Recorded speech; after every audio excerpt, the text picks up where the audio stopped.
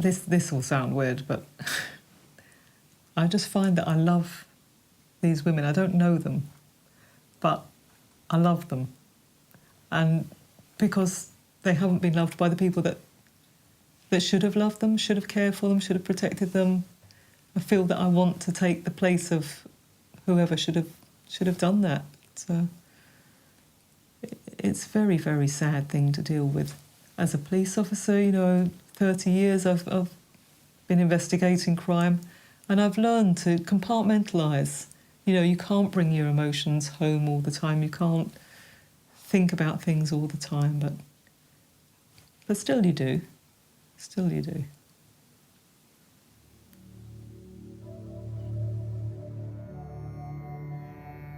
She was a very calm and quiet person. She loved to see people happy. She did not like arguments. She didn't want people raising their voice. She hated it. She just wanted a happy life. She wanted, you know, a family. I'm wondering if you want to speak. Who killed Banaz? You're innocent, then who killed Banaz? Who killed Banaz? People following me, or still now they follow me. Anytime, if anything happens to me, it's them. They killed her there just for being in love. I mean, sometimes I am thinking why love should be so hated. If she was in my life would be orange and yellow.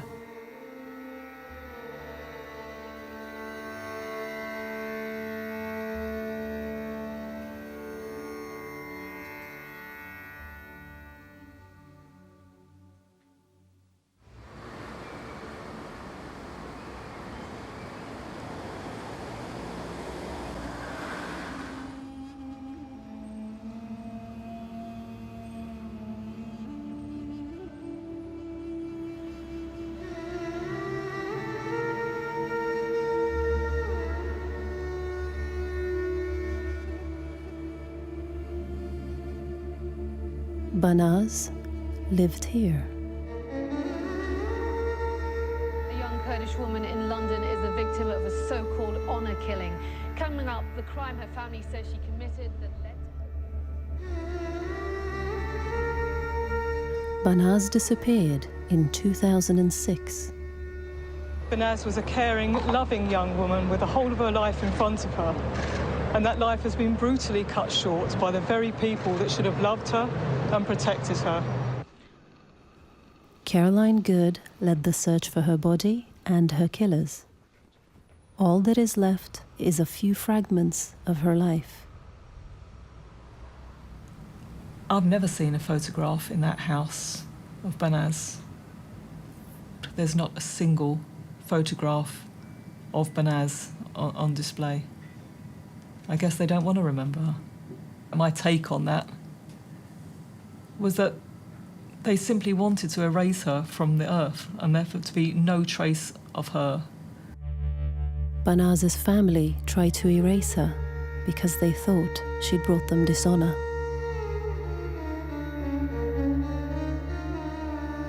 This is her story.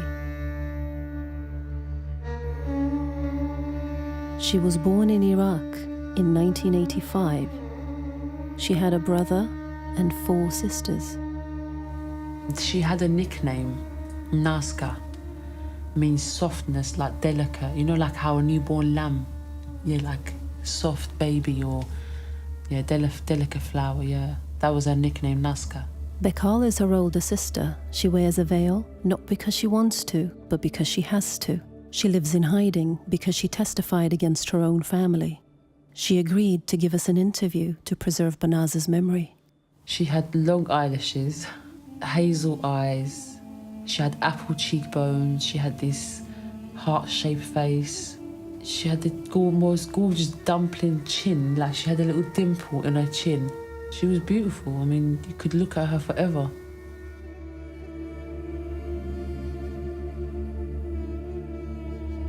In the countries that we are from, women has absolutely no rights. No rights for custody for children, no rights for divorce, no rights to choose their partner.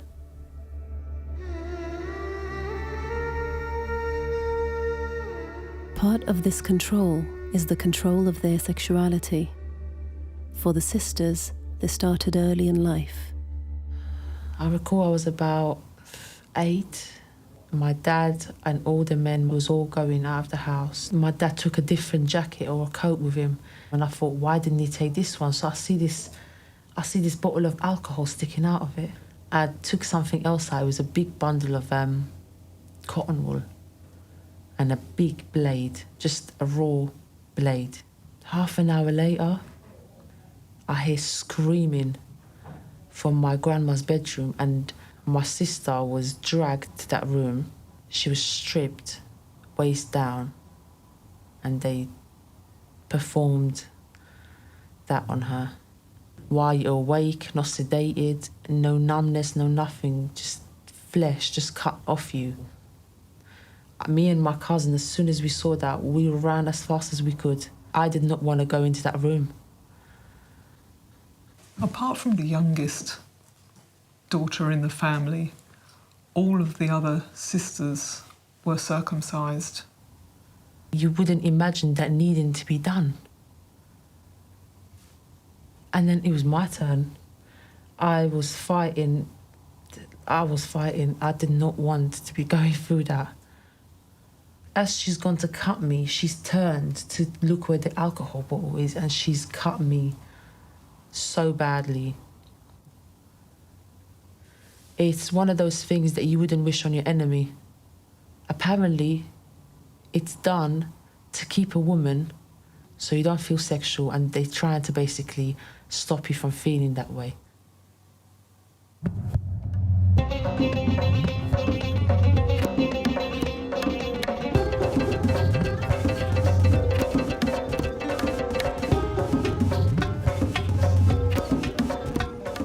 Banaz's family came to London in 1995 as refugees from Saddam Hussein.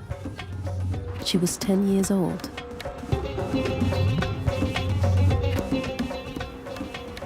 We really know very little about Banaz's early life. Most of the information that I have comes from her teacher. Teacher spoke very, very highly of Banaz. She was very soft and nurturing and really acted as a little mother towards her younger sisters. She was just an ordinary kid growing up in South London.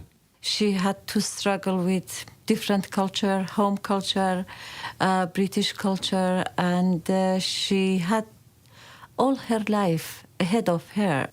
I don't think that young woman had any social network whatsoever. Now, Banaz had no friends at all that I'm aware of. We appealed for friends of Banaz, but no one came forward.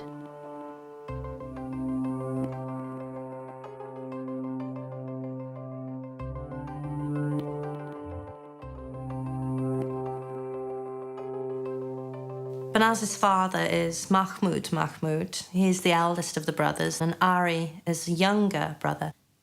It was Ari. He had all the power over the family because he was a very wealthy man. When our forefathers came to Western Shores, they didn't leave all their cultural hang-ups and all their baggage. Their culture came with them. It was part of it. For a lot of immigrant men, coming over to a Western country involves quite a drop in status. You know, Mahmoud and Ari Mahmoud, well, they were tribal people. It's harder for the men and the boys to give up what was their primacy in their home culture. And so the men take refuge in what are established cultural mores for them.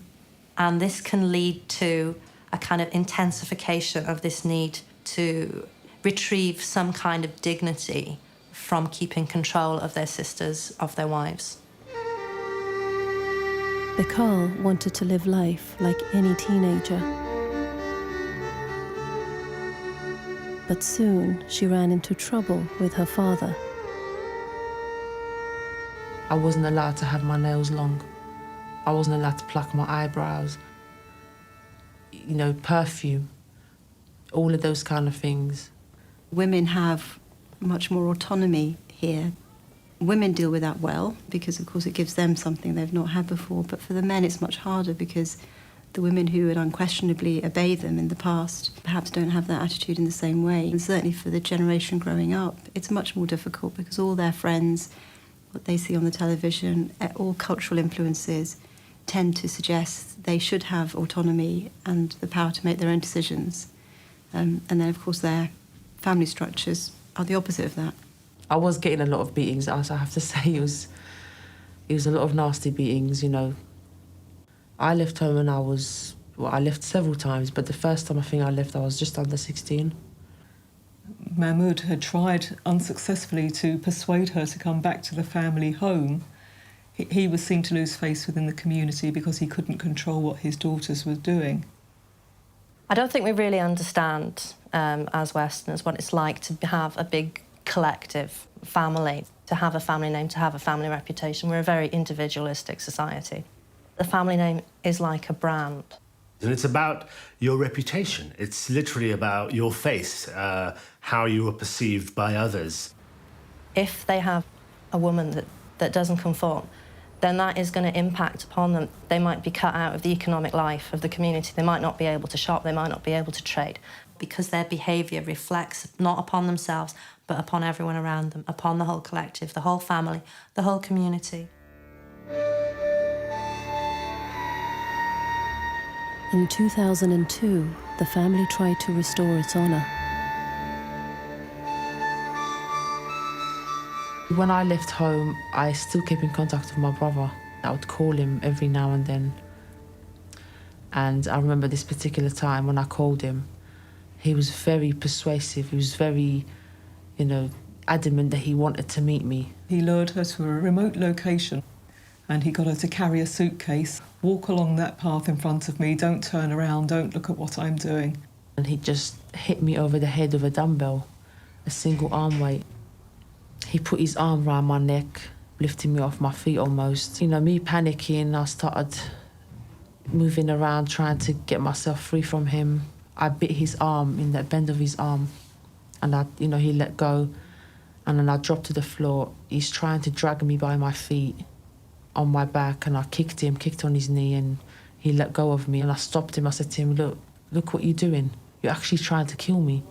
And I'm saying this, screaming it out to him, and he stopped for a minute and he started crying like a woman, really, really crying. And he said, I'm really sorry, but I'm the big boy, I'm the big man after my dad. I have to do this, put a shame to an end.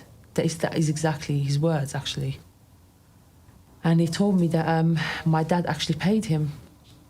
My dad paid him to do this to me. His plan was basically to kill me. So he had to take care of me, try and get rid of me, the problem. Bekal did not report her brother and went into hiding. So all of this was going on in the background before Banaz and what happened to her.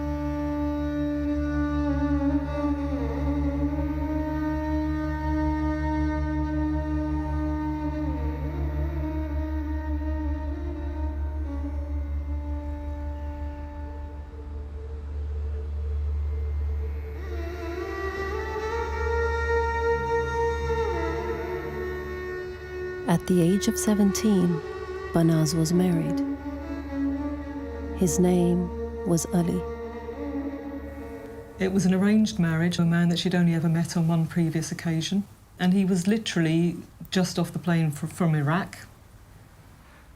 They had absolutely nothing in common.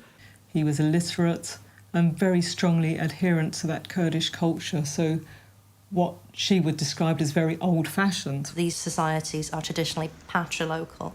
When a woman is married, she moves in to the household of her husband, to the household of her husband's father, and that she lives there with the relatives of her husband, that she's, in fact, quite isolated from her own family. There is a kind of pride in arranging good marriages, which may not be good marriages in the quality of the relationship, but are good marriages in that they build the status of the family. And that's why she has to behave herself that represents her family, that keeps that relationship between the two families strong.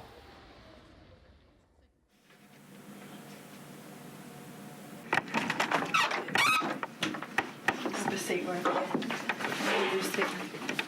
It's comfy for you. After 2 years of marriage, in 2005, Banaz went to the police. Well, good morning, Banaz. Good morning. She said she wanted to make a report about the way her husband had been treating her.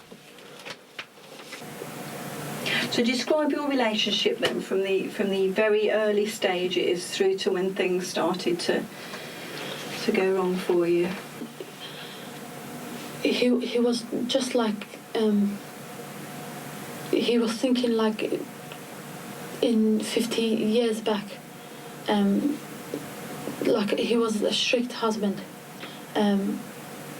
Whenever he wanted to have sex, it was just his way, always his way. Like whenever I said no, or he wouldn't take no for an answer, and he would just start raping me and doing what he liked to do. I tried to stop him, but he would slap me or hit me on the back or just pull me by the hair. I just started to like cover my body, like hold on like that. That's it. That's when he said to me he would kill me if I said anything to anyone. I would get out of the bedroom, go to the bathroom. I cried a lot, but when I came out, he just acted like nothing has happened, and I was just 17 there. And,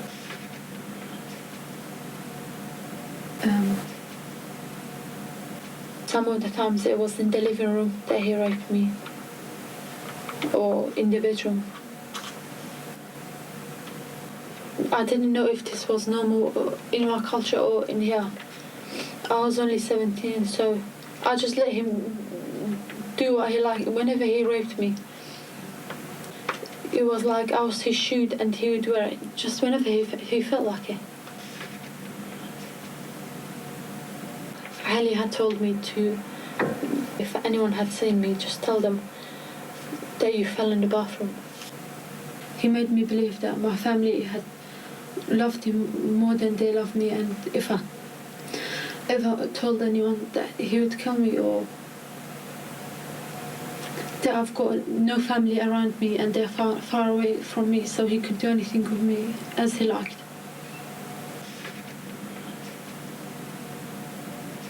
I didn't try to defend myself or anything. Yeah? I just cried and that was it.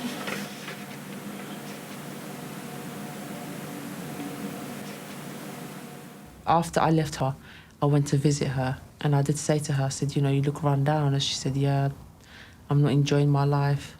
I'm doing just exactly what he tells me to do. Cleaning and cooking and everything else that he wanted her to do. On one occasion, we just had guests, and in my culture, like, women aren't, when they're married to their husbands, they're not allowed to call them by their names. Okay. So in front of the guest, I had called him by his name. So after the guest left, he told me that if I called him by his name the next time, even if there was a guest, he would like stick a knife in me, throw a knife in me, no matter how far within that room I was from him. I tried to explain to him that, like, we're living in Britain, in the UK, and I was shocked because it's just a name. You know, it's not going to do any harm. He was, you know, physically, verbally, emotionally, and every other way you can think of abusing her, degrading her. You know, all you're good for is doing, you know, being a housewife, and for something, for this and for that. You're not good for nothing else. So he was getting worse and worse. Some of the times that he had beat me up or he was abusive towards me, I had to write it down in a diary. Mm-hmm. And I have taken some pictures of my body, like when he's been about the bruises and stuff like that, and the clothes that he's ripped off me, but he had got hold of them and he knew that I wrote it down in a diary, so he destroyed them all. And because he had kicked me so much, like in the head, my lips were bleeding, my ears were bleeding, and he had like twisted my hand really strongly. That still one of the bones, it has like stand out from my other wrist. From then I couldn't remember things so good, like when he kicked my head in, that really affected me. Like now I've got loss of memory, I can't remember things, and most of the times when I'm cleaning my ears, it bleeds. That's only one example out of many, many occasions when he was either physically or sexually abusive towards her. So that Banaz kept a secret from her family while she was trying to be a good wife to her husband. But eventually one of her sisters found out. And through that sister, the rest of the family were made aware, and Ali was challenged about his behaviour. And he admitted, yeah, I do beat your daughter, but it's because she's disrespectful. And I do force her to have sex, but, you know, only when she says no. So that is something the family found acceptable and sent her back to try harder to be a better wife to her husband. She wanted to leave him and to have a different life, to go back home and stay with my mum and my dad. My dad wasn't happy. You know, and the community started turning on my family and my uncle and my dad and had meetings about it. And the decision was made by my family, male members. I left him several times. I went back to my parents.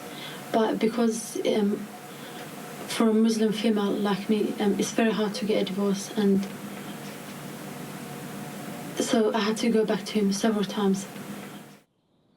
Because it's always, you know, the men that get together and discuss whose life, you know, discuss my sister's life. That's who it was that decided, you know, the men.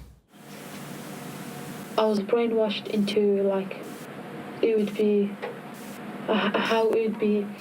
how I would be putting shame onto the family if I got divorced or separated from him. We'd have meetings with my parents, all of the family sit down. Because I had no other choice but to go back to him. Banaz did go back and did try harder to be a better wife and to please her husband, but eventually she couldn't take any more of that. A couple of months after, I made up my mind that I wanted divorce. So I made his dinner. I set at the table and put his dinner. I had a coffee in my hands and I was just watching the TV. He said to me, look at yourself in the mirror, like how you've become so skinny and ugly. And I was nothing but a whore. And so straight away with his mobile, I called my mom and I said that I wanted divorce, no matter what, by this afternoon.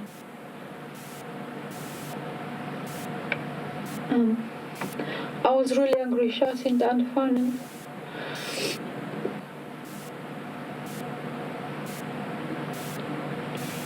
I packed some of my personal things, just like brushes and things, and I left. I think that was the last argument that we had.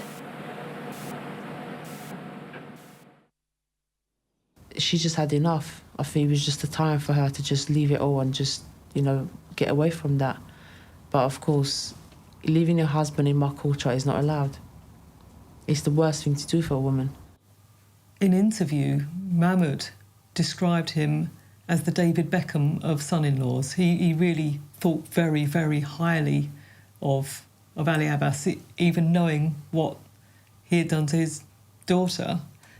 He was someone that was held in very high regard, which is, you know, all the more reason when Banaz did leave her husband, it's brought shame, it's embarrassed them. She's failed to live up to the standards of a good wife. So it's brought shame on the family here in the UK. It's brought shame on the family back in Iraqi Kurdistan. So, you know, it's no small thing, it's a big deal. You have to imagine what it's like to want to come forward and report or tell somebody about what's happening to you in your home. Everything that you knew and everything that you loved will have to be given up the moment you report this to somebody. Everything, your family, your friends, where you grew up, all the people around you. Women from communities that have this honour ethos are they're under a form of constant surveillance. It's the eyes of the community, it's the young men of the community that are looking for them, that are keeping an eye out for any behaviour that's untoward, and that they're feeding this back constantly into the family. And it's this kind of constant surveillance that women get used to. The way they dress, the way they fashion their hair, the makeup they wear, the friends they keep, the social hours they keep, where they go out, who they spoke to, what was said. They do not have the freedoms which a white Anglo-Saxon woman would have. They have to conform to these cultural norms. If they don't, they fall out of favour. If you fall out of favour, you know what's going to happen to you as an Asian female. Men ain't going to go against the system. Why would they? They get fed, they get looked after, they get sexual intercourse when they want it.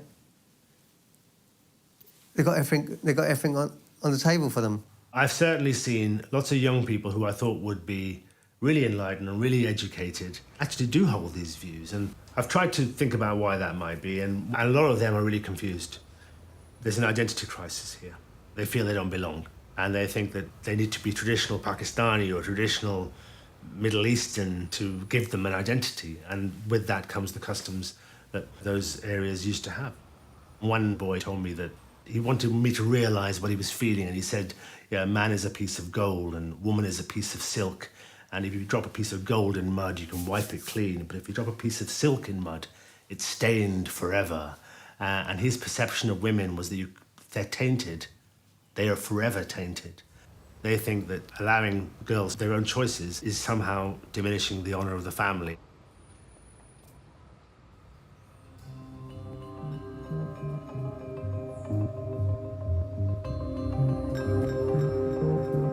After she left her husband, Banaz met Rahmat.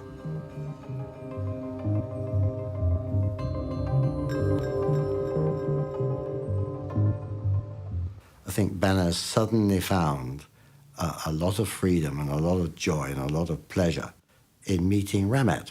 Originally, theirs was just a friendship. They started to see each other and it developed into a full-blown relationship.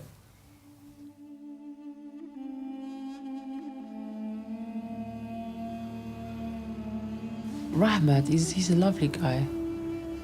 They planned to have kids, they had names, they had plans for everything, yep.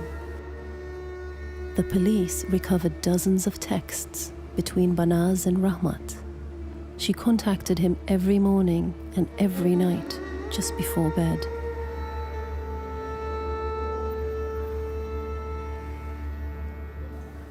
After Banaz left her husband, she was worried that men were following her in the street, and she felt that they had been sent by her husband.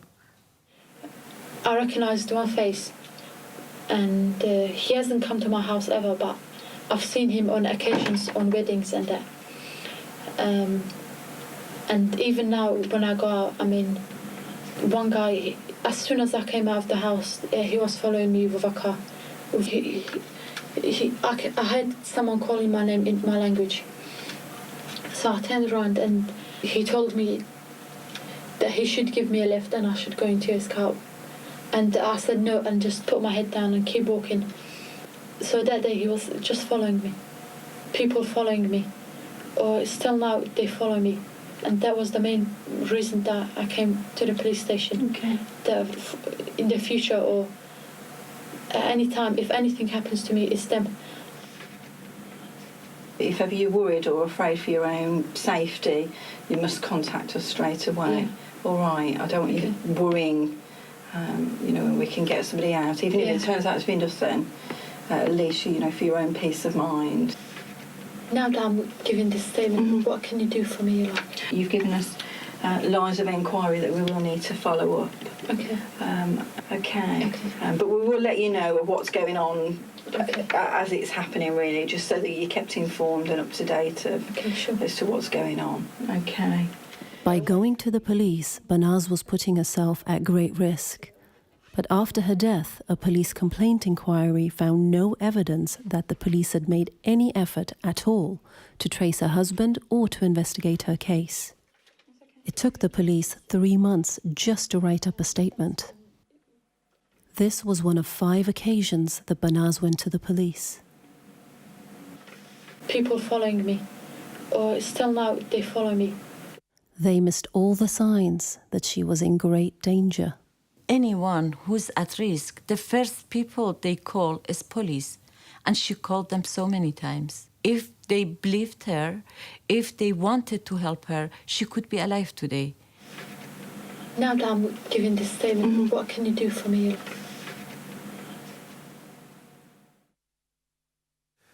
In Banaz's case, there were almost a landslide of mistakes flowing from a lack of understanding and a lack of awareness, some poor policing, which we all recognise now. She died without any help, and her voice has never been heard by anyone. This is unbearable, and it's not at all acceptable in the UK. Turn this light off. I think it's had the electricity on.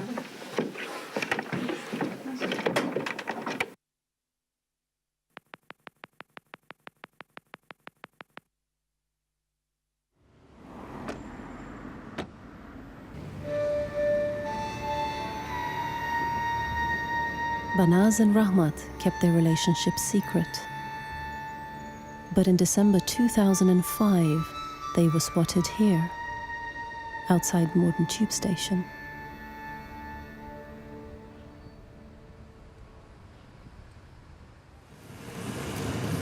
This little parade of shops, Banaz and Rahmat were seen kissing each other.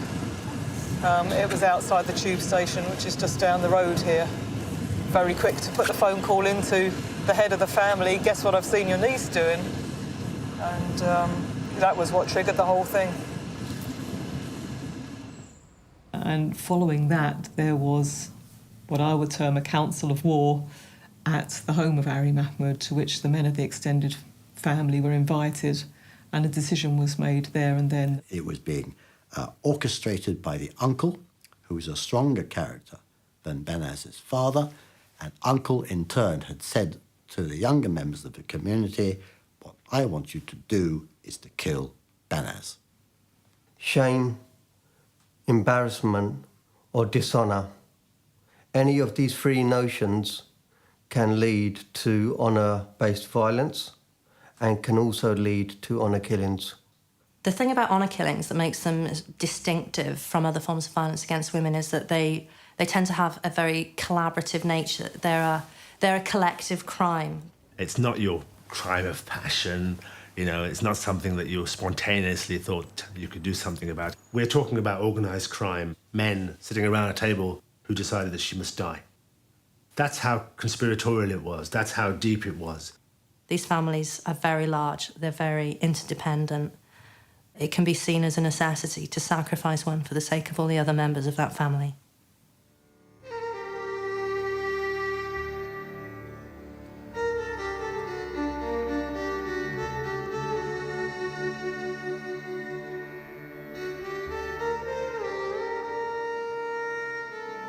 On New Year's Eve, Banaz was tricked into going to her grandmother's house in Wimbledon. Her father said to her, you are required to come to your grandmother's house. He then got her to carry in a suitcase into the house. He'd also brought some brandy, and he virtually forced his daughter to drink brandy, obviously in the hope of stupefying her. He told her to sit on the sofa, look at the television, don't turn round, don't look at what I'm doing. And she did turn around and look at her father, and she caught him coming up on her wearing rubber gloves, training shoes. And she became aware in that instant that she was going to be killed. She knew that she was going to be killed.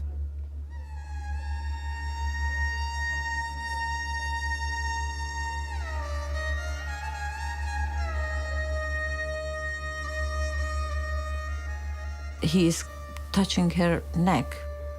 He tried to grab her from the back, but she managed to run away from the door. She managed to escape from the back of the house, and she plunged her hands through the next door neighbour's window to try and get attention. She climbed over a fence, staggered off up the road, bare feet, bleeding from her hands and wrists, and collapsed on the floor of a nearby cafe. Hospital staff that dealt with her on that night said they've never seen anyone so frightened in their life.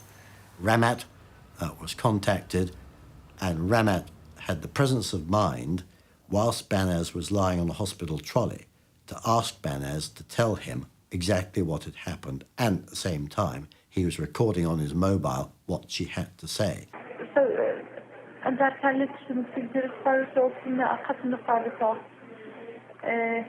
بوينا عم بكي فكر رجعوا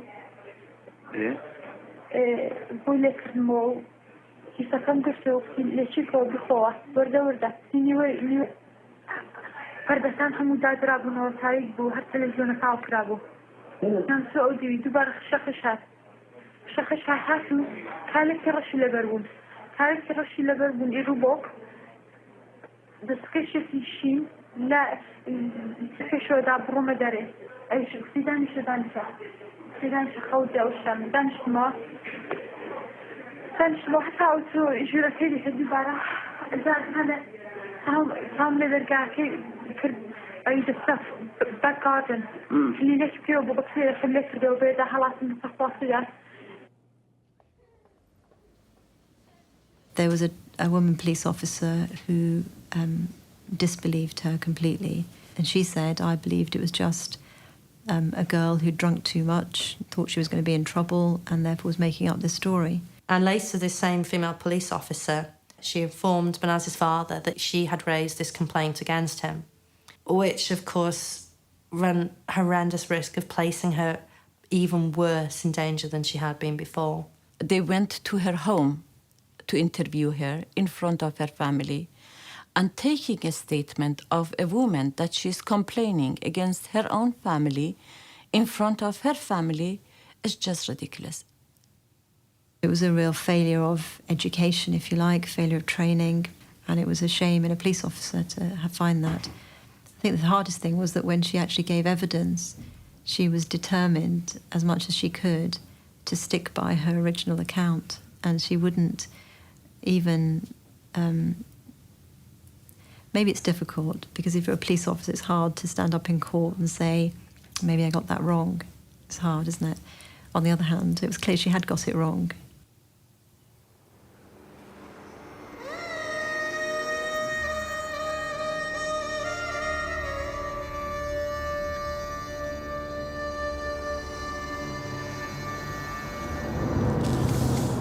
After Banaz came out of hospital, she went and stayed with Ramat very briefly, but was then persuaded by her family to come and meet them at that McDonald's in Tooting, to persuade her to come home.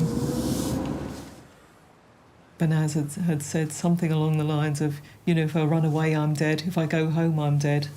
So that sense of absolute futility, which goes some way to explaining her decision to go home. She didn't believe that her family would kill her. She thought that her mother can be someone that can help her at home and not let the other to harm her. She didn't thought about that her mother herself, she is a weak woman that cannot save her. Shortly after their relationship was detected, Banaz and Ramat attempted to break up.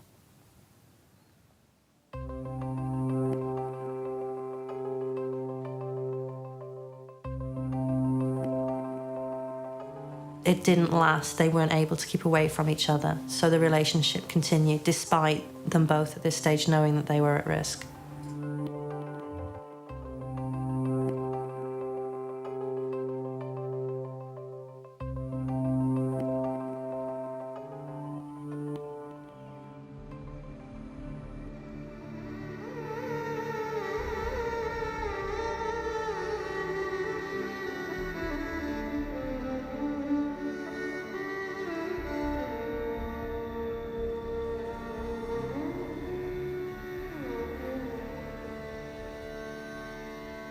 Ramat reported Banaz missing on the 25th of January. If it hadn't been for Ramat, we would never have known about it. He was the person who reported her missing.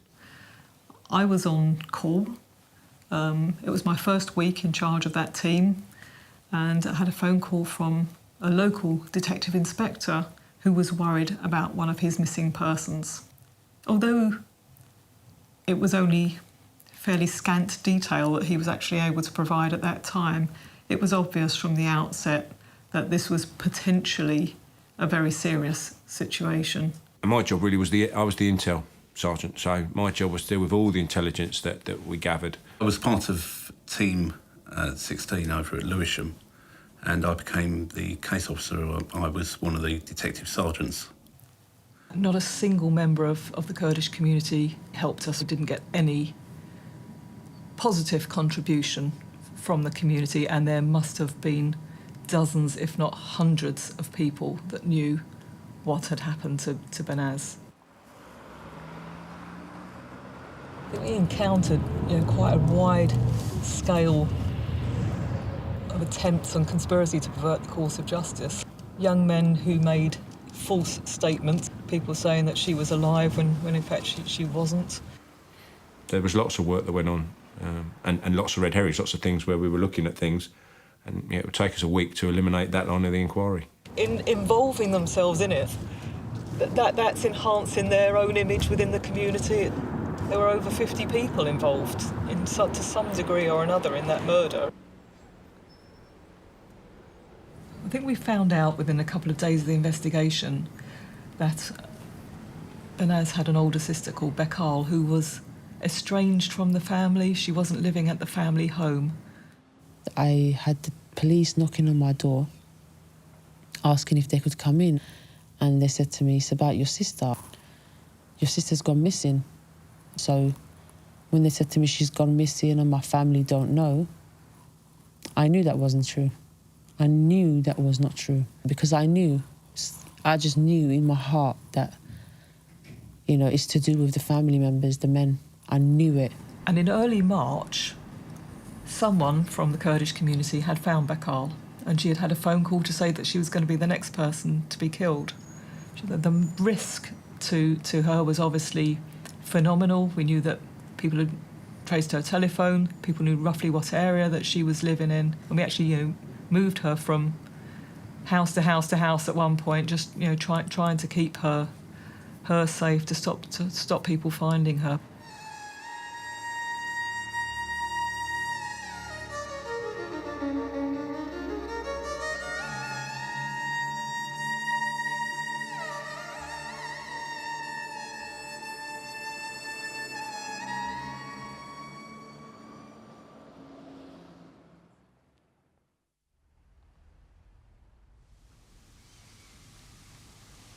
This is a letter that was delivered by Banaz to her local police station on or around the 12th of December 2005.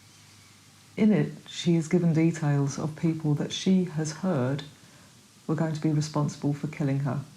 Numbers 2, 3, 4 and 5 have said that they're ready and willing to do the job of killing me and my boyfriend, and this was said by my uncle Ari Mahmoud while my uncle was on the phone to my mum on the 2nd of December at around 6 to 7 that evening. He also said that he's going to kill me and my boyfriend, Ramat. And it's signed Banaz Mahmoud. Just childlike writing, speaking literally from beyond the grave. This is what's going to happen to me. And from that letter, we were able subsequently to identify some of the people that she was talking about. And the letter was accurate in every detail of what she said about these men as Omar Hussein, Muhammad Ali, Muhammad Hammer. And those three men are all cousins, so they are cousins of Banaz and they are cousins of each other. Muhammad Hammer was arrested. He was the first one to be charged. It was a race against time. Because we had charged Muhammad Hammer, there is only a certain amount of time that you can keep someone in custody.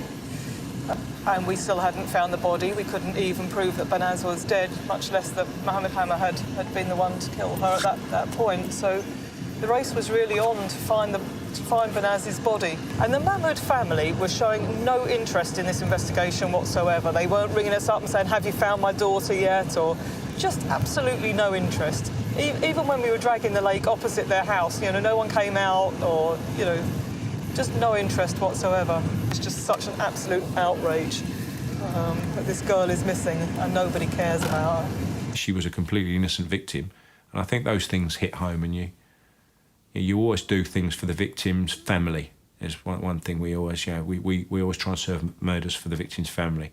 With this one, we never tried to solve the murder for the victim's family. We tried to solve the murder for Banaz.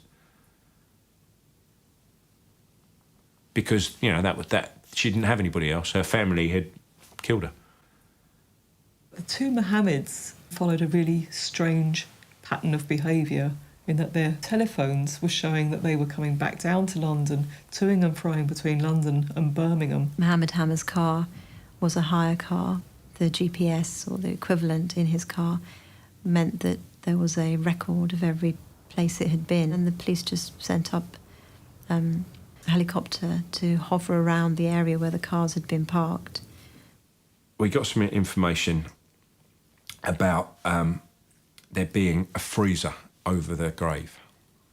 And Caroline and I were sitting there when we got this information. She went, we've seen that freezer, haven't we? And I went, yeah. We're sitting there trying to rack our brains, and she suddenly went, that's on the video. Where's the video? So we looked at it, and sure enough, it was, there's a freezer in this back garden that we see from the helicopter that I was up in. So that was it. We were like, that's got to be there. So Stuart and I got in the car and literally drove up there that night. Once we were inside, we took with us a forensic archaeologist who looked at the ground outside in the rear garden and immediately saw that there had been a disturbance in the earth towards the back of the house.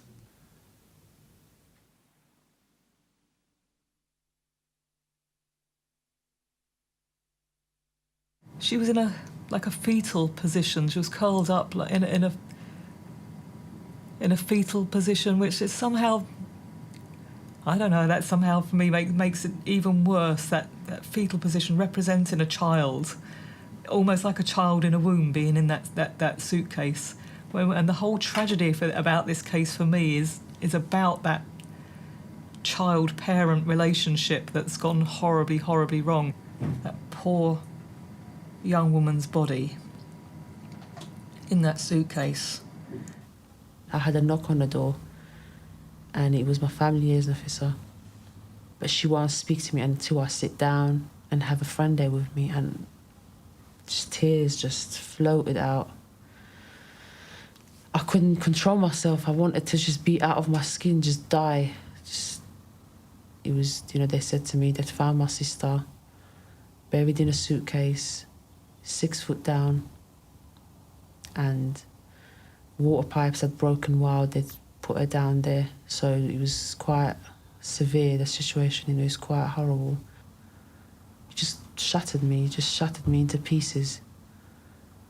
Not long after then, she, my family liaison officer, she brought me pictures. Pictures of my sister. Worst thing I'll ever go through probably in my life. Seeing my own sister turn into ashes like that, that is enough to turn someone mad. Now that we'd found the body of Banaz, we decided that would give us enough evidence to charge Ari and Dad. Dad and Ari tried to blame the others and said they had nothing to do with it, it was down to them. But both claimed to be very progressive and westernised and loving. The father wasn't very persuasive. The uncle was very different. He was a very strong character, very strong, very sure of himself, very confident. Beckle was the sister of Banaz. She gave evidence. I have a maximum respect for Beckal for having the courage to give evidence against her family, knowing that your family would have you killed for doing it. It certainly gave the jury an idea of what Banaz might have been like and how difficult it must have been to live in that family. We know now that Banaz was murdered on the morning of the 24th of January. And from piecing together all of the evidence, the suspects met at Mohammed Hammer's address and then made their way to Banaz's home in Morden. Quite deliberately, her father and her mother left the family home, leaving Banaz on the premises with one of her sisters. And that meant the coast was clear for the men to come in. It was Banaz's habit to sleep on the living room floor. There wasn't a bedroom for her. There wasn't sufficient room in the house, so she would sleep on the living room floor. And those three men, Muhammad Ali, Mohammed Hammer and Omar Hussein, came into the house, woken up to find three men bursting into your room and knowing at that point that you're going to be killed. Mohammed Hammer, the police covertly, so secretly recorded conversations that he had. And the pair of them were laughing about it. And he was boasting, blatantly boasting about what those men had done to Banaz on that morning. And them laughing and slapping each other on the back, you know, being manly. They were slapping her, fucking her. I have fucked her anally. The bitch's soul was not getting discharged with anything. It took more than half an hour. It was upstairs as well. I was aware. I swear to God, I didn't know she was there, fuck her. Ari, the bastard, lied to us. Ari said there was no one there. Well, I put my leg there on her back, Mohammed on her neck. He made the cord like a hook. I held her hand and said, quickly. I said, put it around quickly. And when she heard that, she was terrified. He immediately put the cord around her neck. She was vomiting. Well, he put the wire around her neck and gave it to me. Then I was holding to the cord so tight and stamping on her neck as well. When I stamped on the back of her neck, her mouth and nose were on the floor, and that was in the suitcase. I was saying, let her soul be discharged. I was kicking her head. The soul would not discharge that easily. The wire around her neck, it went deep through the skin. Her soul was not getting discharged. Because he was able to tighten it further, he tightened it around her neck, and it didn't take more than 4 to 5 minutes, her soul was discharged. And she didn't make a sound.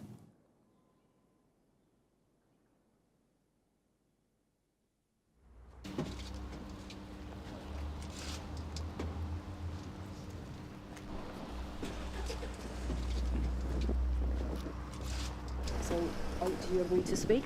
No, I'm sorry. You don't want to tell your side of the story? I'm sorry. Who killed Banaz? Will you not agree to give us your side of the story?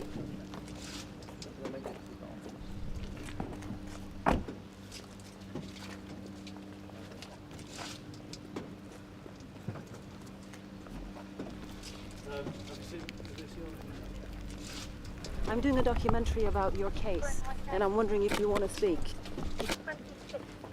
Who killed Banaz? You're innocent, then who killed Banaz? You are a liar. You are a liar. Your job is just to lie. No, I'm saying... You are a liar.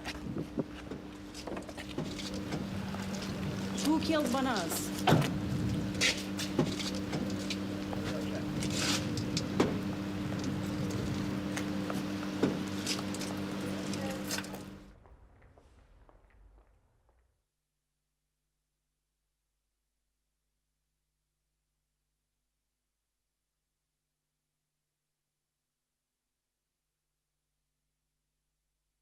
I don't know where I found this, but has any Banaz family member punched you? They tried, but they couldn't. It was in the court during the trial, and they shouted at me that I am betraying Kurdish people, I am against honor killing, and I should keep quiet about honor killing within the community. On the contrary, actually, we are defending the Kurdish community. I have to say that the majority of the community are against that kind of violence, but this small minority, they had lots of power over the majority, and they make the whole community to keep quiet, keep silence, not saying anything, because then they will tell them you betray Kurdish community. We are not betraying them. We are defending the rights of people, the rights of women. We are the true Kurdish people. In the United Kingdom, we have 12 honour killings a year, there or thereabouts. but we don't even know that. That's, I think, to my mind, an underestimate, because there is something called the export of murder.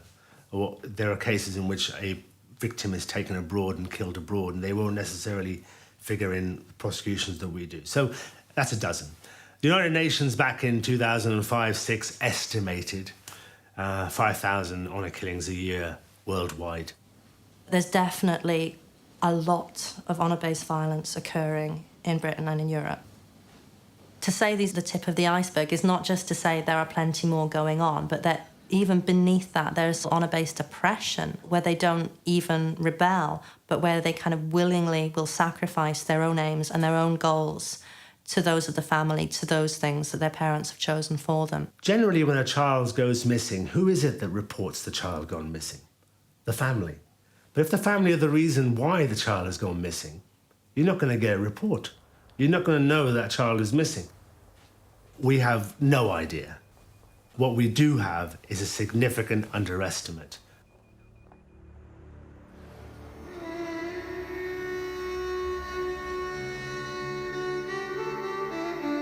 Omar Hussein and Muhammad Ali had fled the UK before I was even aware that Banaz had been murdered. We've got Dad and Ari and Mohammed Hammer, and these are two other people who were actually two of the people physically present who killed her and disposed of her body.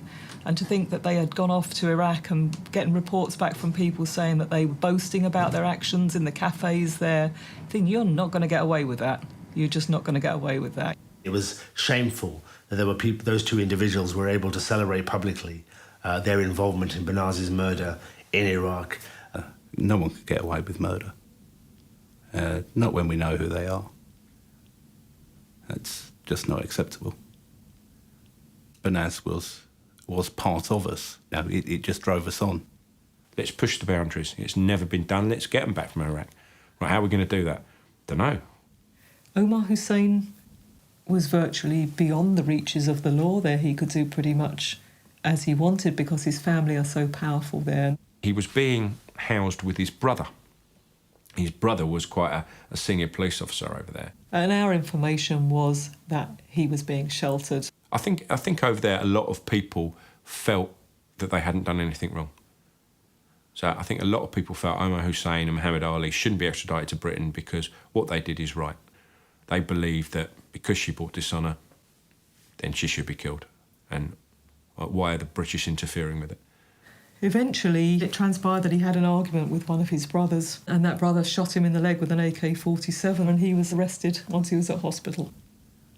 Omar Hussein was trying to say that it wasn't him and that they got the wrong Omar Hussein and he shouldn't be extradited to England.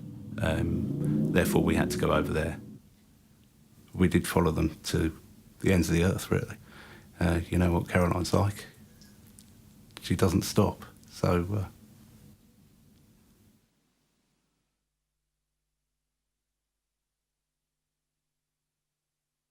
Yeah, and it took 3 years, but got it done in the end. No Iraq national has been extradited from Iraq before, and we were the first ones to achieve that.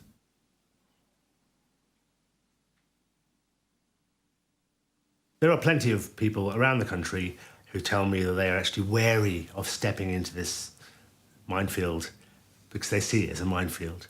That the moment that they start talking about this issue locally, they will be branded racists. The fact is, it's been going on for centuries across cultures, across religions, all over the world. Any idea that you can't speak about criminal offences because they take place in a part of the community which is a minority is appalling. I find that quite offensive as a member, if you like, of a minority community. I think it's much better for everybody if these things are brought into the open and discussed. I think some people are happy. There's brown people wiping out brown people. How does it really affect me as a white person? Perhaps not a lot. It's their culture.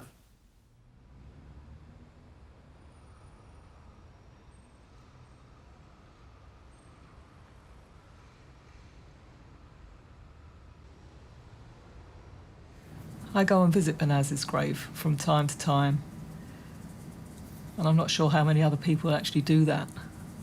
And I'm not sure if anyone else would ever be able to find it, because that grave was left unmarked for years after the trial.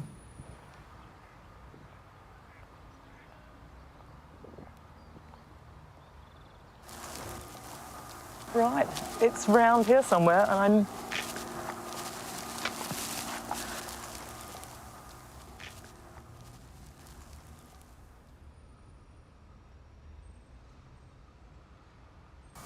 Well, that is new. That is absolutely new, that marker. But I'm pleased that that's on there. That's good.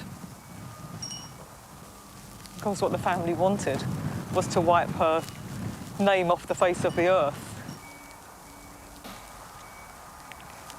I think Beckal told me when I saw her the last time that she'd planted some lilies, some lily bulbs in there, which were her sister's favourite flowers. It's really nice. A bit early for them to be coming up yet, but it'd be nice when they come out.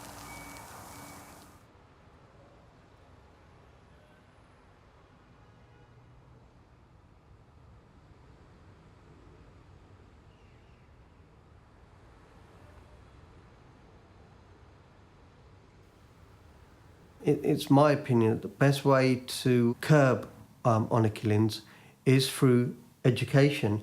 Nurses who see these people firsthand. I'm talking about police officers who have to police this. I'm talking about MPs who should be passing legislation and understanding the dynamics. We just need some training, and we need to be raising awareness and talking about this issue and not letting it get swept under the carpet in the name of political correctness. Let's not do that. Let's confront the issues and deal with them. I think the fact that honour is a total misnomer, there's no honour in any of this. The law has a word for it, it's murder. There is very much a tendency to stereotype honour killings as if they were an entirely Muslim phenomenon. This is not the case. And it's not just that this perception leads to xenophobia and negative stereotypes about Muslims. This also means that authorities are in danger of missing women at risk. If they think that you have to be Muslim to be at risk and they don't provide protection because they don't believe you, then this is a very, very serious issue for women of other communities. Do you feel like your life is still in danger? Yes, I do. I feel like my life, it will always be in danger. Safety is something I dream of. Yep, something that I really, really am longing for, but in my circumstances, I don't think that's going to happen very time soon. I'm only doing this in the name of my sister, for my sister. And, she will always live on in my heart, in my life.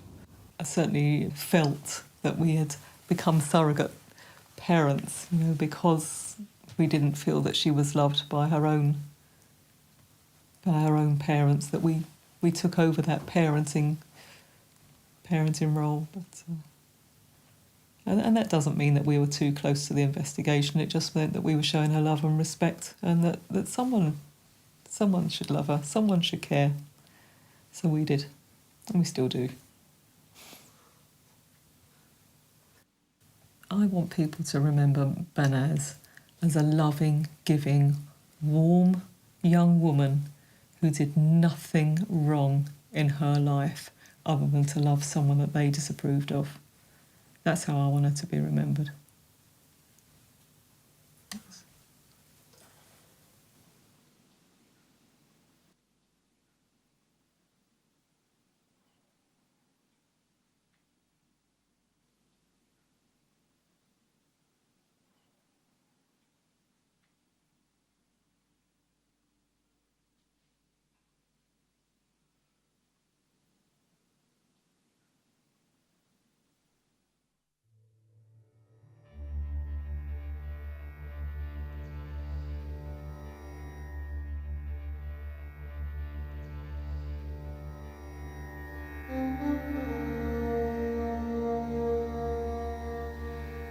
So my advice to the women out there is follow your dream.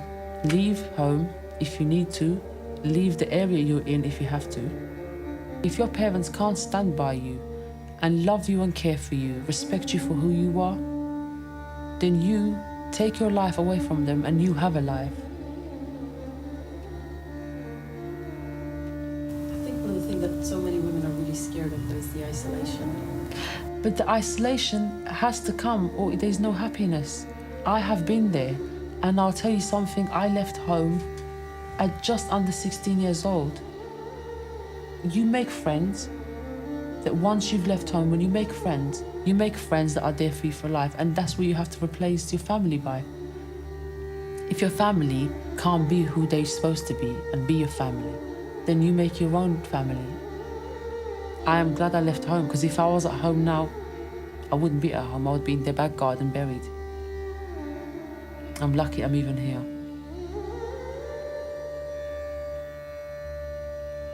So leaving home is the best thing I've ever done, and I wouldn't change it. I would just change one thing. I should have taken Banaz with me.